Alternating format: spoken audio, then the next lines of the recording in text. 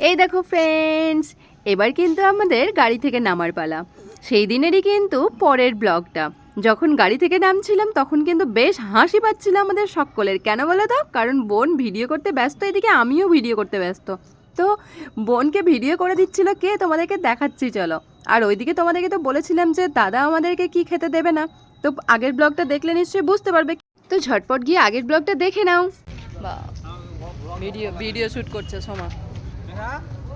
এদিকে এসো, মাথা থেকে নামাও, মাথা থেকে নামাও। কি দেখো, পিন্নি এবার ভিডিও শ্যুট করছে, ক্যামেরাম্যান। তো কে কে এসেছি তোমরা দেখতেই পাচ্ছ। আর ওইদিকে দাদাও কিন্তু রয়েছে। আর এই দেখো, বোন তো ভিডিও করছিল, এদিকে আমরা যাচ্ছি এখন চায়ের দোকান। চায়ের দোকানে চা খেতে যাব, কারণ চা না খেলে তো হবে না। বিকেলবেলা বেরিয়েছি, চা একটু না খেলে কি হয়? সন্ধে প্রায় হয়েই এলো, যদিও চা খাওয়াটা বারণ, আর ভয়ে ভয়েই খাচ্ছিলাম। তারপর চলে যাচ্ছি আমরা অন্য একটা জায়গায়। সেখানে গিয়ে কি খাই চলো তোমাদেরকে দেখাই। আমরা চা খেয়েছি, ফুচকা তো খেতে পারবো না, তাই বাচ্চাগুলো খাবে ফুচকা। আর ফুচকাও যেহেতু খুব প্রিয়, সেই কারণে বাচ্চাগুলোর কাছ থেকে নিয়েই দই ফুচকা আমরা খেয়ে নিলাম। যদিও দই ফুচকার মধ্যে আমার দই ছিল না, চাটনি ছিল শুধুমাত্র। তো এই দেখো, আমরা হেঁটে চলেছি, আর কিন্তু আমরা বেছে বেছে এসে গেছি সেই দোকানে যেই দোকানে আমরা ফুচকা খাই। মানে গান্ধীঘাটে আসলেই যেই দোকানটায় আমরা ফুচকা খাই আর কি। তারপর পাশেই ছিল ঝালমুড়ির দোকান, আর দাদা বলল যে ঝালমুড়ি খাবো। তো চাল ভাজা মুড়ি যেটা, সেটা, আর তার সঙ্গে ছিল চিড়ে ভাজা।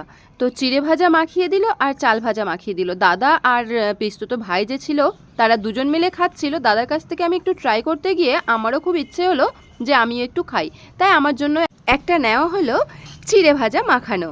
তো এইদিকে বাচ্চাদের ফুচকা এসে গেছে, আর ওদের ফুচকার মধ্যে দই দেওয়া ছিল। একটা প্লেটে আমি দই দিতে বারণ করেছিলাম, যেখান থেকে আমরা একটা একটা করে খেয়েছিলাম। আমরা বলতে আমি আর বোন। তো চলো, খাওয়া দাওয়া তো চলতেই থাকবে। এরপরে খাওয়া হবে ঝালমুড়ি আর কি বলে ওটাকে, মোমো। এসব তো চলতেই থাকবে। তো চলো, ব্লগটাকে শেষ করার পালা তো এসেই গেছে। এবার তোমাদেরকে বলি যে মাঝে মাঝে এইভাবে একটু ঘুরতে আসলে কিন্তু বেশ ভালোই লাগে। আমরা তো মাঝে মাঝে আসি, তবে আজকে আসাটা একটু স্পেশাল ছিল। কেননা সবাই মিলে থারে করে ঘুরতে যাওয়ার একটা মজাই আলাদা, তাই না? তার উপর নতুন আমাদের বাড়িতে এই সদস্য এসেছে, তাই সবাই মিলে দাদার সঙ্গে বেরিয়ে পড়েছিলাম ঘুরতে। আর দাদা আমাদের বাড়ি থেকে আমাকে নিয়ে আর ভাইজিকে নিয়ে, মানে ভাইজি আমার বাড়িতেই ছিল, তারপরে এখানে আসলো।